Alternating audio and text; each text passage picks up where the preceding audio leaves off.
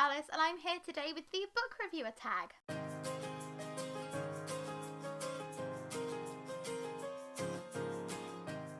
So I first heard about this tag from What Victoria Read. I will link her take on it down below. I found her answers really interesting and they inspired me to do my own take on this tag. I hope that you enjoy it.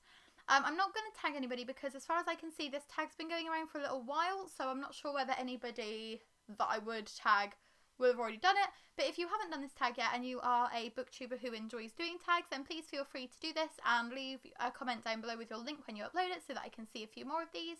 But yeah, without any further ado, let's get on with the questions. I have got them on my phone, so I'm going to try not to look at it too often, but I cannot remember what the questions are because my brain doesn't function like it should anymore.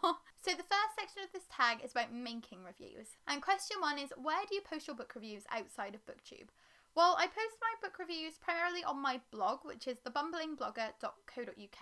I've been writing there for, think how long now? 3 years? Yeah, just over 3 years. I started in January 2018 because it was while I was pregnant with Sophia. I previously was writing on Everything Alyce. That was a glorious page, and I wish I hadn't quit Blogger because it's so much easier than self-hosting and doing WordPress, but I wanted to have a bit more freedom with the way that my site looked. I try to post 3 posts a week. The last couple of weeks that has not happened, but I do all sorts of things over there, mostly book reviewing. So if you're interested in checking anything out, then they will be there.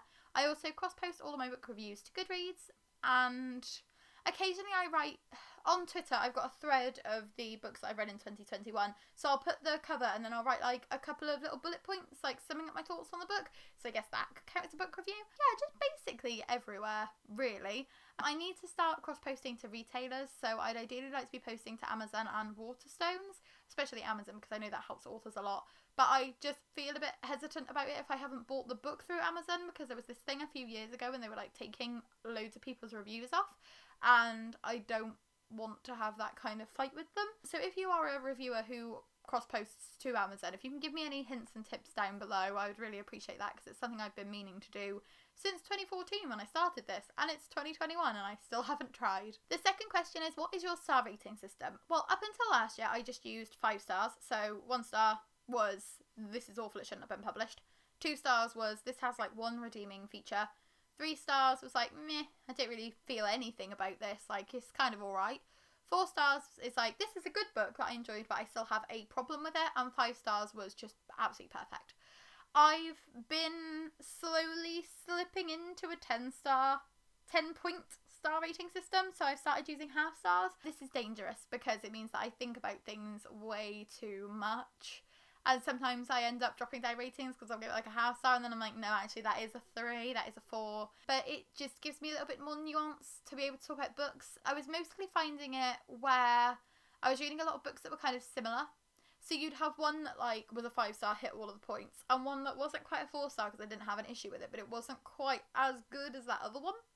So I just needed a kind of level in between. I'm probably always going to do it this way now. I've also started DNFing books. I started doing that last year and it feels very freeing. I've only DNF'd 2 books this year, but if I hadn't, I think I would be in a massive reading slump. So that is also an additional to my rating system. Question 3 is, convince me to read one of your favourite books in 5 words or less. And I was going to try and prepare something before I got here, and I've just remembered. How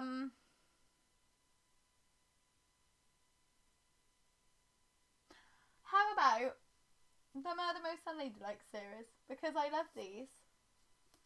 I will have Young Girls Solve Many Murders. That sums it up. There are many murders. I love this series. We could also do Red Rising. We could have Red Rising with P.S. Brown is so beautiful. Because I know when Red Rising first released, everybody was saying he was the most beautiful author ever. And that wasn't one of the reasons I picked up the book. But that is definitely one of the reasons that I keep picking up his books. I'm joking. It's just because he's a good author. But it's okay. I'm allowed to objectify like one man as long as I do it privately in the comfort of my own home and not creepily to his face or on his social media. Question 4. Talking of Pierce Brown, oh no. Which book was the hardest to review and why? And for this one, I've said Dark Age. Oh, if I'd remembered I'd put that as the next answer, I'd not have mentioned Pierce Brown just now. Dark Age is the 5th book in the Red Rising series, and all 4 books before Dark Age got 5 stars instantly. Would have gotten more stars if I'd had them, because this world is so well fleshed out, the characters are brilliant, the dynamics between them, the relationships, the settings, the drama, the tension, the murderiness, the ship battles, the everything. I just love all of it. A Dark Age I still haven't reviewed. I have tried a few times. I tried to do a rant review for it, which shows that it didn't end very well. 3 stars was what I settled on after about 3 months of internally screaming and just having no stars and not knowing what to do. This book still has all of the things I love about Pierce Brown's writing, but nothing really happens. And it's his longest book. It's like nearly 800 pages, and in all honesty, depending on how book 6 goes, there's going to be like a real big chance that you could just skip book 5, because nothing really happens. Book 4, I liked. A lot of people didn't like the fact that he'd written a second trilogy, but Iron Gold I really liked. I loved the introduction of the multiple perspectives. I love Lyria. I love Ephraim. I think that they're all brilliant characters, and I was excited to carry on with the series and get more out of them. But in Dark Age, there's just lots of scheming and plotting and war-mongering and battles, but nobody dies, and then, like, something happens that I saw coming from halfway through Iron Gold and kind of thought that I was wrong about, because I thought it would be a really predictable twist, and it happened. And yeah, let's just say that it wasn't the book for me. I still want to carry on with the next book in the series. I'm still going to get it. I'm still probably going to end up with like 7 editions of it, because that's just who I am as a Pierce Brown stan. But I'm more scared now than I was when Iron Gold got announced, and I was really scared when Iron Gold got announced. Oops. But at least he's beautiful. He's got that. Number 5 is, are there any books that you won't give star ratings to out of principle? And there is indeed a series that I will not give star ratings to, and that is the Harry Potter series. So I have never finished the Harry Potter series. I had it on my 25 before 25 list. I was aiming to finish the series by my birthday, which is on the 24th of April, and is like 2 weeks away now? 3 weeks? 2.5 weeks away, and I got to book 3 and then I just stopped because J.K. Rowling and all of her transphobia, and I just didn't want to get involved in it, really. I read the first 3. I don't really love them that much. Loads of people are like, oh, this is the best series that's ever been written, but I'm not a humongous fan. I have problems with it. I think that there's a lot of very lazy stereotypes that are used that would have been lazy stereotypes even back then, but I can't see it as a young reader. I can only see it as an adult reader because I've got the context. Like, the one Irish character being obsessed with blowing things up is a bit inappropriate. There's lots of kind of discussions about boys not going into girls' bathrooms, and it's all a bit weird because it's little kids. And when I was younger, at least, like, people didn't really care about that kind of thing. Like, if you needed to go, you had to go. And I just think that looking at it through the lens of J.K. Rowling's controversial opinions now, it makes me uncomfortable. And I was only giving them like 3 or 4 stars anyway, but I've just decided to write my star rating in the Goodreads review box, but just leave my star rating blank, because we don't support transphobes on this channel. If you do support transphobes, then I won't mind if you leave, because I'd rather not have you here. Just support trans people. Let them live how they want to live. Like, their genitalia has nothing to do with your genitalia, and they're not trying to change your genitalia for you, so just leave them alone, and, like, just get your head out of their business. And, yeah, so I will never ever rate one of those books.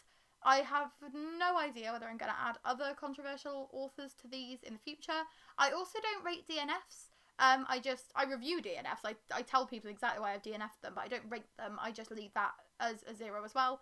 But yeah, those are the only kind of situations at the moment where I don't give ratings. Section 2 is viewing reviews, and question 6 is, a book you really want to read has terrible reviews, do you still read it? And to this one I would say it absolutely depends on the context of the terrible reviews. If I'm interested in a book and then early reviews say that it's transphobic or it's racist or it's harmful in some way, that book will be completely knocked off of my TBR. If I happen to acquire a copy through like a book box or something, then I might eventually pick it up just to make up my own mind on it, because I've already spent the money on it. But normally I try and figure out what book box books are coming so that I can avoid that situation, and just skip the book for that month. If it's just like I didn't like this, it was boring, I'll probably still read it, because everybody's reviews are subjective, and something that someone finds boring might just be slow. It might just have a slower pace, and it might be something that I really enjoy. But if it's something that's actively harmful, especially if an own voices reviewer is saying that it is harmful, if an Asian reviewer is saying that it's anti-Asian, if an LGBTQ plus reviewer is saying that it is homophobic or anti-queer in some way, then I'm going to listen to those voices the most, because there are sometimes cases where white reviewers will see a controversy where there isn't one, and then own voices reviewers will have to come forward and say, actually no, you don't speak for us, this isn't that situation, we don't agree with that, this book isn't harmful. But by then the damage has already been done, because the white voices seem to be listened to more. I definitely remember this happening with Blood Air, and that all seems to have kind of been brushed over since. But I think that's the kind of main case that I can think of for that happening. But yes, so I won't necessarily let it put me off a book unless it's putting me off a book for a good reason. Number 7 is, where do you view book reviews outside of BookTube, and what is your preferred format? And my preferred format is just on Goodreads, because it's easy, you get lots and lots of reviews all together. It's not the most kind of accessible site, but it does what I need it to do. You can filter it by the star rating, so I can see good reviews, bad reviews, get like a nice cross range. I can see how many of each different rating the book has gotten, so that I can see whether it's like an average book, really good, really bad. I just prefer reading written reviews. Sounds really silly. I watch BookTube with the closed captions on silent, because I'm much better at paying attention when I'm reading a thing, and if I've got the video on in the background, I'm not necessarily doing it. I've been listening to some BookTube while I've been cleaning, and that's been helping, because if it's something I want to watch, I can jump over and zone in. But if I've just got it on my phone, I hardly pay attention unless I am reading those captions. So written format, 100%, even if it is a video format in review. Probably the only one that does that. I'm a bit weird. Question 8. At what point do you view reviews of a book you are reading, and do you seek out reviews similar to your own or opposing? Ooh, this is a hard one. I try not to look at reviews early, but I'm always tempted. So 9 times out of 10 I add a book to my TBR and then I scroll down the reviews and I'm like, ooh, my friends are giving this good reviews. Oh no, my friends hate this book.